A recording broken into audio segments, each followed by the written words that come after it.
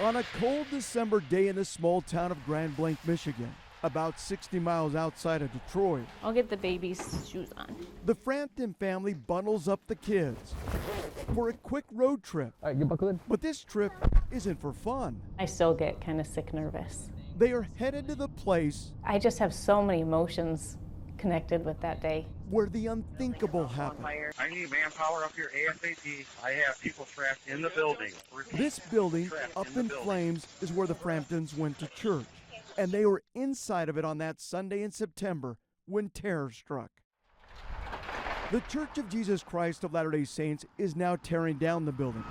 But the Framptons and their 5 children still occasionally come here. There's 8-month-old Stetson, 5-year-old Maverick, 7-year-old Wesley, 10-year-old Liliana, and 13-year-old Brighton. This is sacred ground. It will always be sacred ground. This isn't a place to fear. Here they remember the miracles of that day that saved them. We weren't alone. There's a lot of miracles that played out. And I think our kids were inspired and protected. It was about 10:20 on that Sunday morning, September 28th, when Lindsay suddenly saw that truck come right off the road just there and smack right into the building. And then he backed up and ran into it again. That's when she knew it was no accident. Lindsay had come outside the church with little Stetson to get a snack from her van. I saw the gun and I just remember thinking, how is this happening?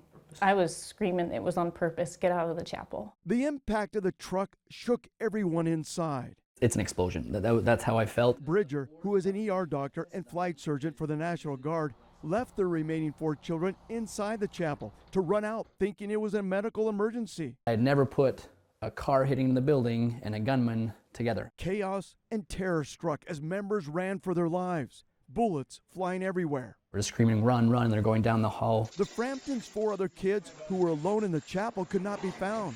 That's when miraculously, 5-year-old Maverick shows up at Lindsay's feet. I was literally 2 steps inside that door and Maverick was right in front of me, which is crazy. Then fire broke out and smoke filled the hallways. I look into the chapel and I see the back pews are on fire, and it is a huge raging fire. Yet Bridger felt someone from the other side guiding his moves.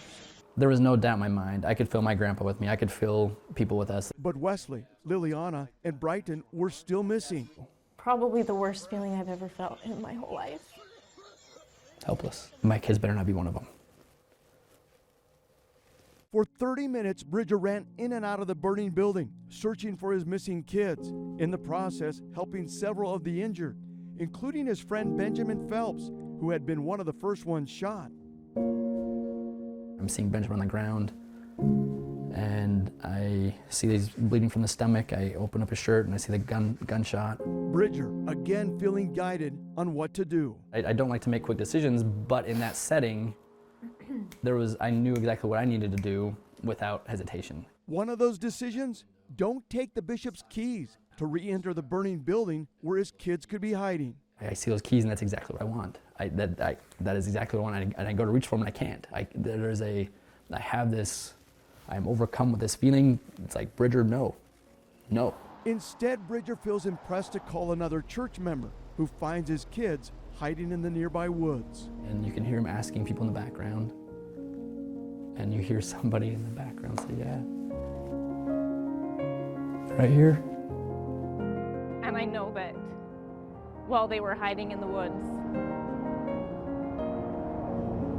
there were probably angels around them. Finally, the entire Frampton family is located. Relief. Like unbelievable relief. They were so brave the whole time. They were so brave. What Bridger didn't realize is that he was suffering from serious smoke inhalation. He would spend 6 days in the hospital in order to heal. Because he went immediately to the hospital, the family didn't get their entire in-person reunion until he got out. Everybody was just like protected, and nobody can really explain how or why. Hi, Wes! The Framptons were sure the death toll from this attack would be much higher than 4. That's why they believe their survival is just one of the many miraculous stories from that terrifying day in Grand Blanc.